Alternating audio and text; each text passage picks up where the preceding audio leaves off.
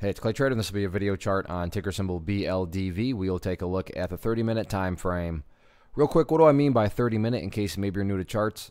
Instead of each one of these candlesticks here representing 1 day's worth of price action, which is what you would normally see, each one represents 30 minutes. So while this here may look like several days worth of time, it's actually just today's price action broken down into 30-minute time slices.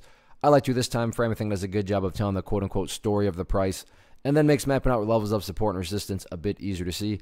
I've done this analysis quite a few times in the past, so that's where these red and green line annotations are coming from. But certainly want to get things updated here, as there's some things that, from the charting perspective that certainly need to be updated and also confirmed.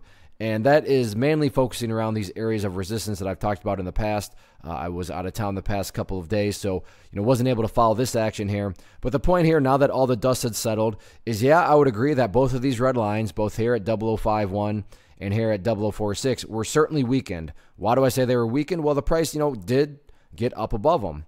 And not only did the price get up above them, but the price for quite a bit of time stayed up above these levels. However, a true break has two parts. The first part always being the obvious one. Yeah, price has to break above a certain level. But then the second part is, can the price maintain above the level that it broke? Like I said, yeah, for a while, the price did maintain above the break.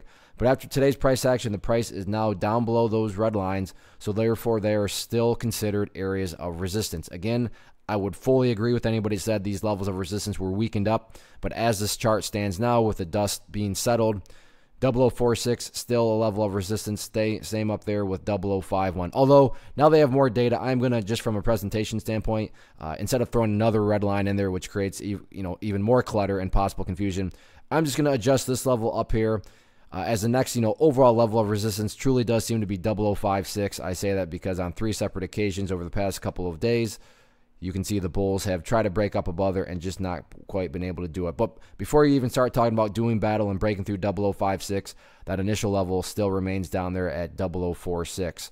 As far as levels of support are concerned, nothing new here to report. This level down here at 0034 remains that key overall area of support. So it's good to see that, sure, the price did pull back here, but, as far as big picture levels of support, this level down here is still not even close to being tested. So that's always a good thing to see. And then from the big, grand scheme of things, it's all about the pink line there, the famous 200 period simple moving average. And looking at that, price definitely not even close to that. So assuming you care about the grand scheme of things, bulls are still well in full control. Did weaken up those areas of resistance, so we'll see if they can give it another go and try to get back above those levels or not at some point this week. One of the biggest questions that I get is, hey Clay, how do you find the stocks that you trade? So what I've done is put together a free resource guide where I talk about the tools that I use to locate stocks that I find interesting and think may have potential. So if that sounds like something that could add value to you as a trader, then click on the image that is up on the screen right now and I will email you the guide. The guide itself is very short and to the point, and best part, it's completely free. Thanks for watching the video. Let me know if you have any questions.